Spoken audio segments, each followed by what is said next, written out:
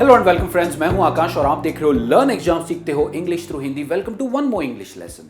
ये है इस सीरीज का पार्ट 4 जहां पर आप सीखते हो इंग्लिश के सेंटेंस स्ट्रक्चर्स जिनकी मदद से आप बहुत सारे इंग्लिश कॉन्वर्सेशन सेंटेंसेस बना सकते हो। आपको सीखना होता है सिर्फ एक सिंपल स्ट्रक्चर और उसकी मदद से आप ढेर सारे इंग्लिश सेंटेंसेस बना सकते हो। आप इन्हें फिक्स्ड फ्रेजेस भी कह सकते हो। अगर आपने इस सीरीज के पहले के 3 पार्ट्स मिस किए तो उसकी लिंक आपको ऊपर यहां पर कहीं मिलेगी, जरूर उन लेसन्स को देखिए। आज के इस लेसन में हम सीखेंगे कि किसी बहाने से मैंने ये किया, किसी बहाने से मैंने वो किया। जब भी आपको इस तरह के सेंटेंसेस बनाने हैं तो आप कैसे बनाएंगे। सेकंड है, मैं करने की सोच रहा हूं, मैं ये करने की सोच रहा हूं, मैं वो करने की सोच रहा हूं। इस तरह के सेंटेंसेस कैसे बनाएंगे। और मुझे लगता है कि मुझे ये करना चाहिए, मतलब आपको कोई काम करना चाहिए। इन सेंटेंसेस को आप इंग्लिश में कैसे बोलेंगे, इन्हीं के कुछ सेंटेंस स्ट्रक्चर्स आज हम सीखेंगे। तो चलिए देखते हैं। सबसे पहला, किसी बहाने से। जब भी आपको ये इंग्लिश में कहना है तो आप कहोगे ऑन द प्रिटेक्स्ट ऑफ, और उसके बाद जो वर्ब आएगा इंग्लिश में वो हमेशा ING फॉर्म में आएगा। राइट, इस चीज को हमेशा ध्यान रखिए। On the pretext of plus ING verb. चलिए सेंटेंसेस देखते हैं। वो मंदिर जाने के बहाने मुझसे मिलने आई। राइट, तो इसे आप इंग्लिश में कहोगे she came to meet me on the pretext of ING verb going to the temple. She came to meet me on the pretext of going to the temple. हमने लगाया on the pretext of और उसके बाद verb in the ING form जो है going. English पढ़ने के बहाने मैंने उसे इनवाइट किया। I invited him on the pretext of studying English. Studying verb in the ING form. College जाने के बहाने मैंने पैसे मांगे। I asked for money on the pretext of going to college. On the pretext of going verb in the ING form. और एक चीज, यहां पे जो प्रोनाउंसिएशन है, हम आस्क्ड नहीं बोलते, हम आस्क्ड बोलते हैं। एंड जो होता है वो ट में एंड होता है, आस्क्ड। इस बारे में मैंने एक वीडियो किया था कि ED एंडिंग्स को कैसे प्रोनाउंस करना है। अगर आपने वीडियो नहीं देखा है तो उसकी लिंक भी आपको यहां पर कहीं मिलेगी, जरूर उस वीडियो को देखिए और पास्ट के वर्ब्स कैसे प्रोनाउंस किए जाते ये समझिए। चलिए कुछ और सेंटेंसेस देखते हैं। सलाह मांगने के बहाने उसने मुझे कॉल किया। He called me on the pretext of asking for some advice. Right, on the pretext of asking verb in the ING form. क्या उसने तुम्हें मदद मांगने के बहाने कॉल किया था। राइट, ये क्वेश्चन है, इसे कैसे बनाएंगे। Did he call you on the pretext of asking for help. हमने डिड का यूज किया क्योंकि हम पास्ट की बात कर रहे हैं। Did he call you on the pretext of plus ING verb asking for help. Machine खरीदने के बहाने उसने मुझे ईमेल किया। She emailed me on the pretext of buying the machine.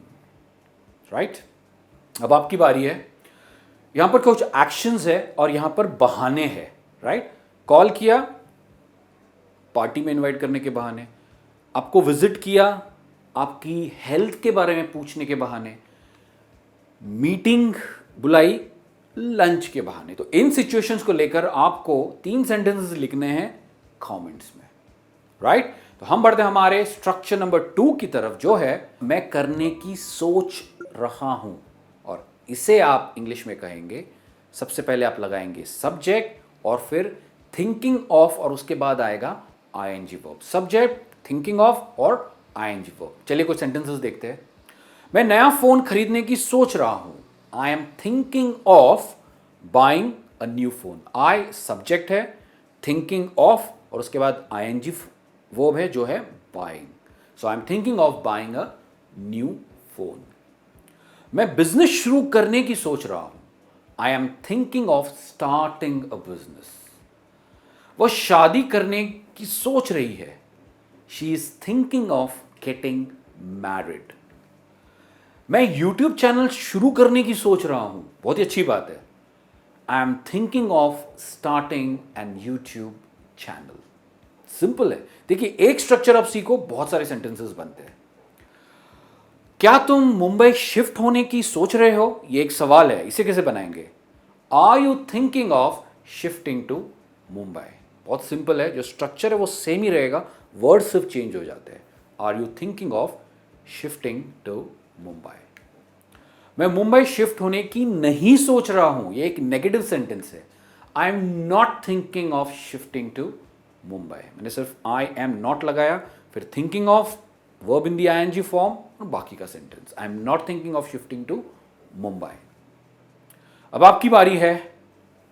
आप खाना बनाने के बारे में सोच रहे हो, लर्न कुकिंग। आप गाड़ी खरीदने के बारे में सोच रहे हो।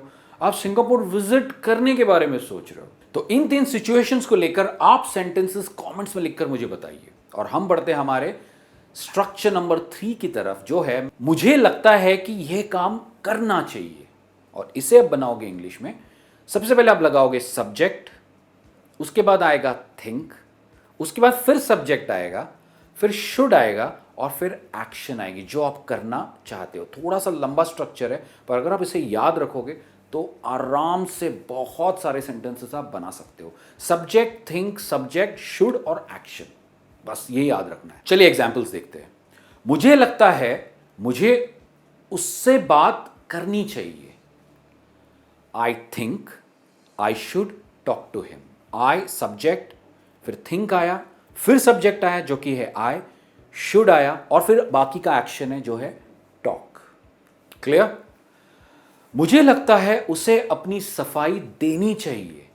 I think he should explain himself. Again I, फिर थिंक, फिर सब्जेक्ट, फिर शुड, और फिर एक्शन जो है एक्सप्लेन। उसे लगता है कि उसे आर्मी ज्वाइन करनी चाहिए। अभी हम किसी और के बारे में बात कर रहे हैं। उसे लगता है मतलब आएगा ही थिंक्स। यहां थिंक नहीं आएगा, एस आएगा, क्योंकि सब्जेक्ट ही है। शी होगा तो भी थिंक्स आएगा, राइट?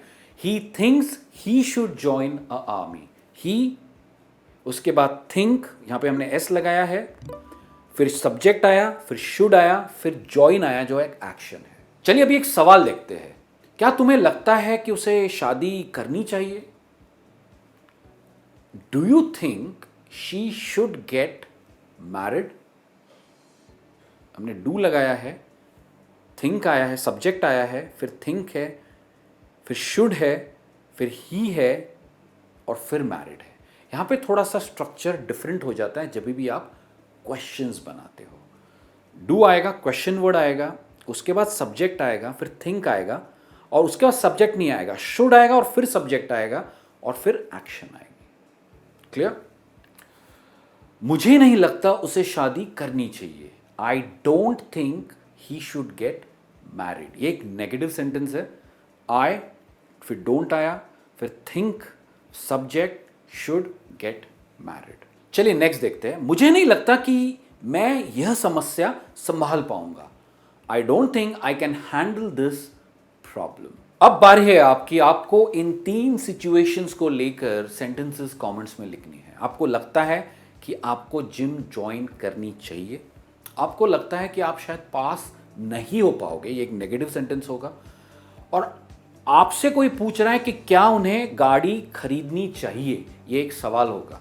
ये 3 अलग अलग सेंटेंसेस है और आपको कमेंट्स में लिखकर मुझे बताने हैं।